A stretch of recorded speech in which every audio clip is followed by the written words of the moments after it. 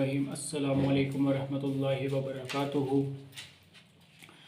Climate change conference के तीसरे रोज़ का आगाज़ कर हो चुका है। मैं हुसनैन अली। पहले दो रोज़ में हमने पहले कॉन्फ्रेंस के दिन में हमने कॉजेज़ बताए, वजूहात बताई। दूसरे दिन के आगाज़ में हमने आपको उसके असरात बताए। आज तीसरे दिन के आगाज़ में हम आपको कुछ फैक्टर्स बताएंगे जिसकी वजह से हम माहौलियाती आलूदगी के फैलाव पर हम काबू पा सकते हैं और हम किस तरह माहौलियाती आलूदगी पर कंट्रोल कर सकते हैं।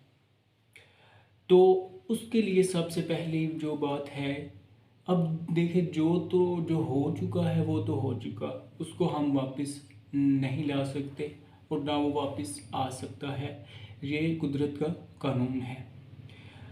जो हो चुका है उस पर हमें सबको अपने अपने जो अपने हिस्से की जो गलतियां हैं उनको तस्लीम करना चाहिए और नादिम और शर्मिंदा होकर अब हमें वो गलतियां ना करने का अज़्म करना चाहिए कि अब हमें अपने मुल्क के लिए, अपने मुल्क के अवाम के लिए और अपने आने वाली नस्लों के लिए कुछ बेहतर करना है।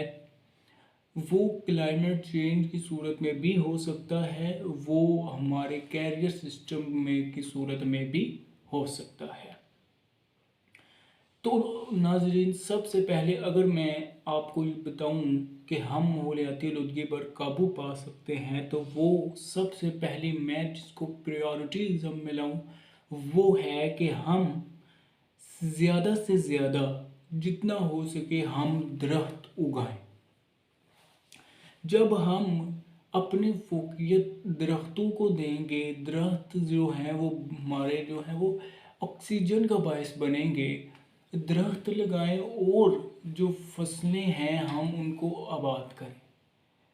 मैं आज बात कर रहा था कि हम इधर क्लाइमेट चेंज के हवाले से ना, तो बताया गया कि पहले क्या होता था कि जो कपास है वो हम बाहर के मुल्कों को देते थे, लेकिन अब क्या हो रहा है कि हम उनसे इंपोर्ट करवा रहे हैं। ठीक है, जिसको हम कहते हैं ना इम्पोर्टेड। तो वो इम्पोर्टेड वो ही है कि ये पहले इधर से जाती थी, अब वो उधर से आ रही है।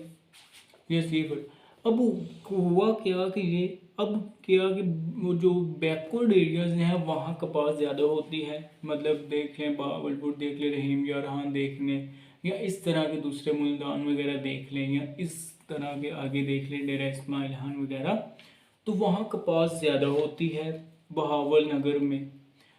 अब उधर क्या हुआ, उधर क्या किया बाज़ लोगों ने कि वहाँ से वो फसलें ख़त्म करवा कर वहाँ उन्होंने शुगर मिल्स लगा ली।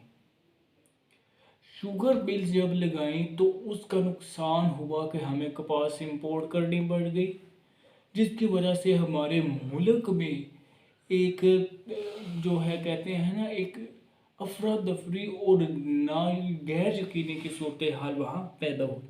अच्छा, ये तो बात की मैंने एक आपको समझाने के लिए, आपको समझ आ जाए कि हमने उसका नुकसान कैसे देखा। अब दूसरी बात है कि अब जो पानी पिघल रहा है हॉट, देखिए अब टेम्परेचर तो राइज होना ही होना है, क्योंकि जितनी हमने तबाही करनी थी वो तो कर चुके। अब चाह रहे हैं कि मज़ीद तबाही से बच जाए। हम मज़ीद तबाही से सिर्फ उसी सूरत बच सकते हैं कि जब हम कुछ मुतबादल चीज़ें इस्तेमाल करें, बजाय इसके कि हम मोटरसाइकिल लें और उसके 4-4 5-5 6-6 महीने ट्यूनिंग ही ना कराएं और वो काला धुआं जब तक ना छोड़ना शुरू कर दें हम उसकी हमें चाहिए कि जो जो जितनी उसकी मुद्दत होती है उसके बाद उसकी ट्यूनिंग कराएं, या फिर हम इलेक्ट्रिक मोटरसाइकिल्स का, क्योंकि अब आ चुके हैं तो उनका इस्तेमाल ज़्यादा करें। इलेक्ट्रिक कार्स, हाइब्रिड कार्स जो होती हैं ना, उनका इस्तेमाल ज़्यादा करें। उससे क्या होगा, एक तो हमारा जो फ्यूल है, हमारी जेब भी बचेगी और उसके बाद हमारे माहौल को भी एक अच्छा सिस्टम मिलेगा। हमारा माहौल तरोताज़ा होगा। जब तक हमारे माहौल में ग्रीनरी नहीं आएगी अस्पताल बढ़ते जाएंगे। ठीक है। जब अस्पताल बढ़ते जाएंगे तो ज़ाहिर बात है वो इस वजह से कि लोग ज़्यादा बीमार हो रहे हैं उस पर। अब देखिए ये दो बातें हो गई कि हमें चाहिए कि एक तो ज़्यादा से ज़्यादा दरख्त उगाएं, दूसरा हम मुतबादल चीज़ें, या देखिए कार है तो उसके लिए इलेक्ट्रिक कार, या अब जो गाड़ी है उसमें एक आता है फिल्टर लगा होता है जो क्या करता है, जो कंबस्टेड जो इंजन है ना उसको हवा में जाने के लिए एक दूसरी हवा देता है, एग्जॉस्ट उसको हम कह सकते हैं। इंजन का जो धुआं है उससे वो इंजन का धुआं उस एग्जॉस्ट से फिल्टर होकर जाता है जिससे माहौलियाती आलूदगी में कमी वाक़ होती है। ये अब गाड़ियों में सिस्टम आ चुका है, लेकिन जो बाज़ जो पुरानी गाड़ियाँ हैं उनमें नहीं है। उनकी बात कर रहे हैं कि वो चाहे करने की कोशिश करें क्योंकि हम अपने मुल्क के लिए कर रहे हैं सब कुछ, तो हमें चाहिए कि हम इसमें भी अपना अपना किरदार अदा करें जिस तरह से भी हो सकता है। आप यकीन करें अभी तो थोड़ा नुकसान हुआ है जो हमें सैलाब भुगतना पड़ा है। हम अगर इसी तरह रहे तो हमें आइंदा आने वाले सालों में भी इसी तरह नुकसान, इससे ज़्यादा नुकसान बर्दाश्त करना पड़ेगा क्योंकि हम कोई तरक्की याफ्ता मुल्क तो है नहीं, हम एक तरक्की पजीर मुल्क हैं और हमारे पास इतने वसाइल भी नहीं कि कोई नागहानी आफत आ जाए, कोई ऐसा डिज़ास्टर आ जाए और हम फिर बाद में बहुत जल्द उसको रिकवर कर लें। ठीक है, तो ये जो हमने 3 रोज़ा कॉन्फ्रेंस रखी उसका बुनियादी मकसद आपको शऊर देना कि हम किस तरह अपने माहौल को आलूदा होने से बचा सकते हैं।